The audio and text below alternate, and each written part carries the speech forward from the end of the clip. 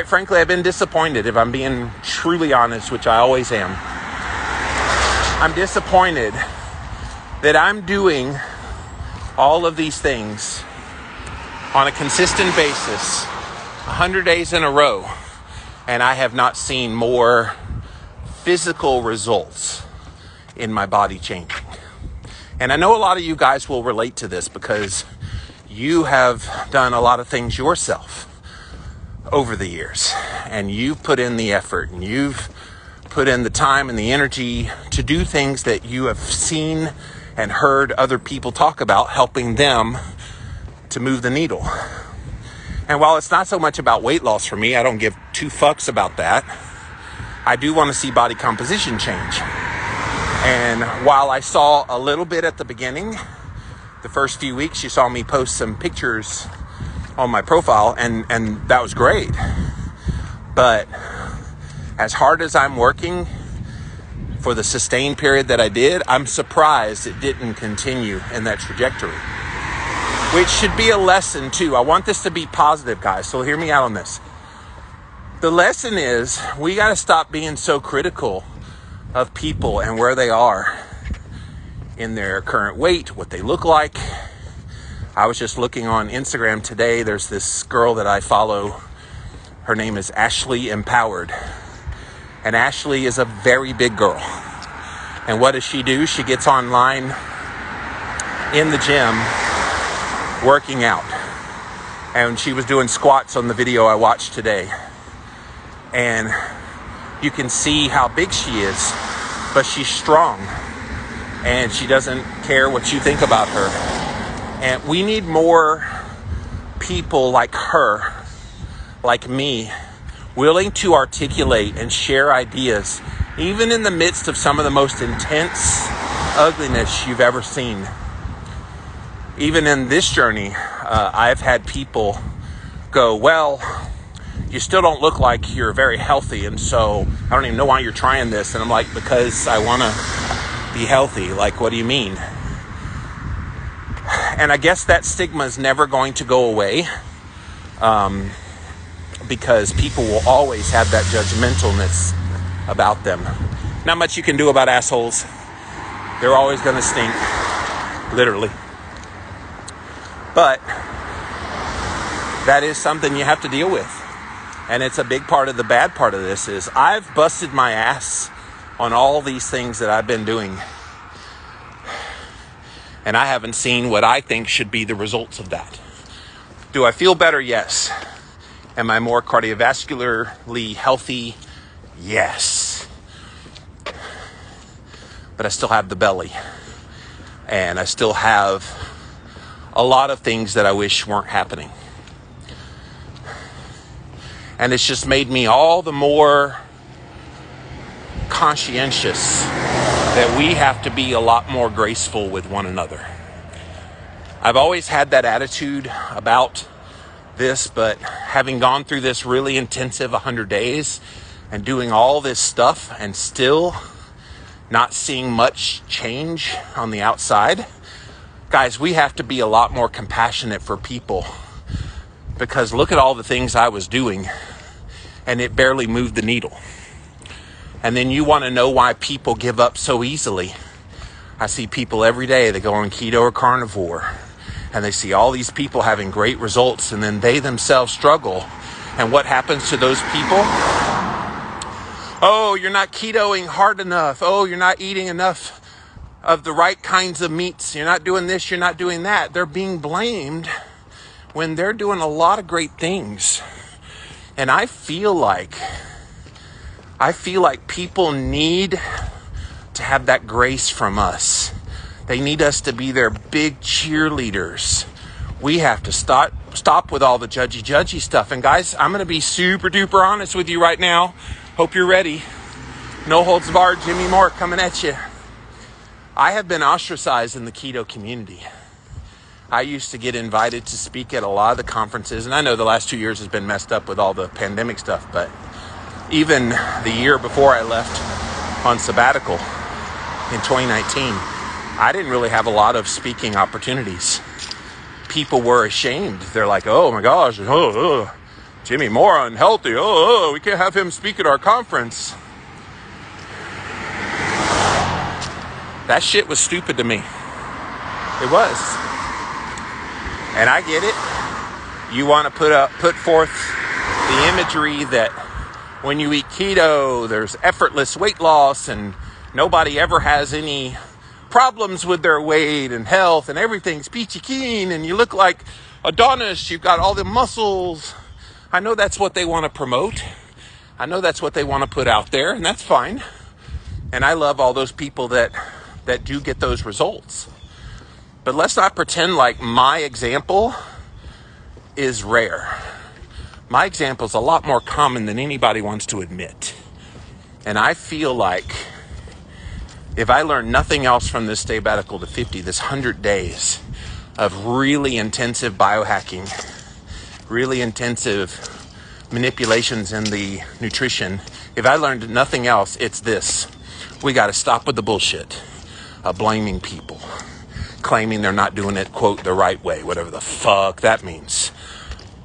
We have to encourage people. We have to tell people, look, if you don't lose the weight, at least do something for your health, because we're frustrating a lot of people. Not me, guys, but we're frustrating a lot of people by demanding that they fit within our box of what we should expect when we go on a keto or carnivore or whatever diet you choose to do.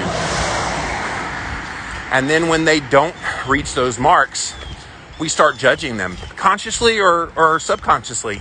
You're judging them. Oh, you must not be doing something right. And you get shunned and ostracized. And then those people feel that. Don't think I don't feel the rejection from the keto community. A lot of them have rejected me so hard. And that's fine. It's one reason I have shifted a lot of my work over to more mindset type of work, talking about childhood trauma and that kind of thing, because the judgmentalness of the keto space is disgusting. Disgusting. People seem to forget they learned about keto probably from me. And was I ever the perfect Adonis body? Hell no, I've never been that.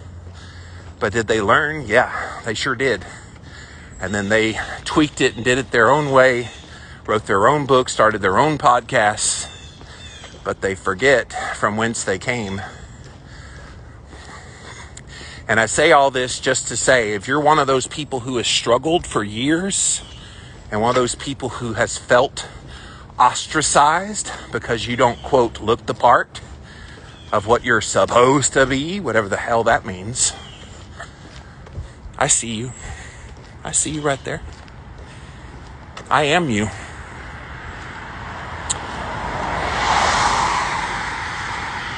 I've gone through the same anguish, the same having to deal with all of that. And see, here's the ironic part. If you have trouble with all these things, doing all these things, and things don't really move, and then you feel that anguish of all the people judging you for supposedly not doing enough, guess what? That also makes it hard to lose weight. So it kind of feeds into it even more. And so this sabbatical to 50, it has underscored for me, we got to be a lot more accommodating, loving, compassionate towards those people where this is harder. And all I see online is judgment and scorn and how dare you talk about keto? How dare you talk about health? I remember about 3 years ago, I did Tom Bilyeu's Health Impact show. He's in Beverly Hills. So I flew out to Beverly Hills and went to his big recording area and talked all about fasting. And 3 years ago, I didn't really look. I'm skinnier now than I was 3 years ago. Let's just put it that way.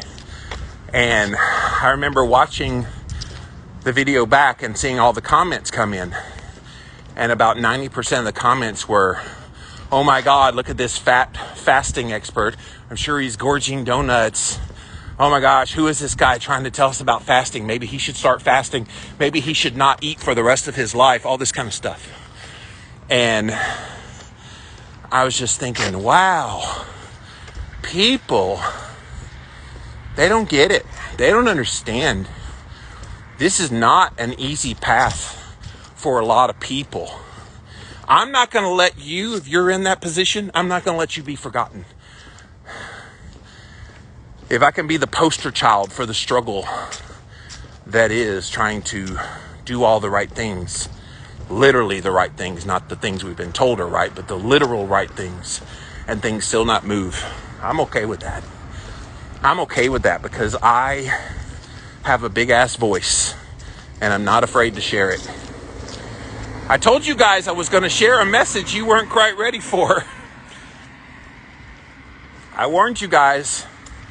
This sabbatical to 50, it opened my eyes to this all the more.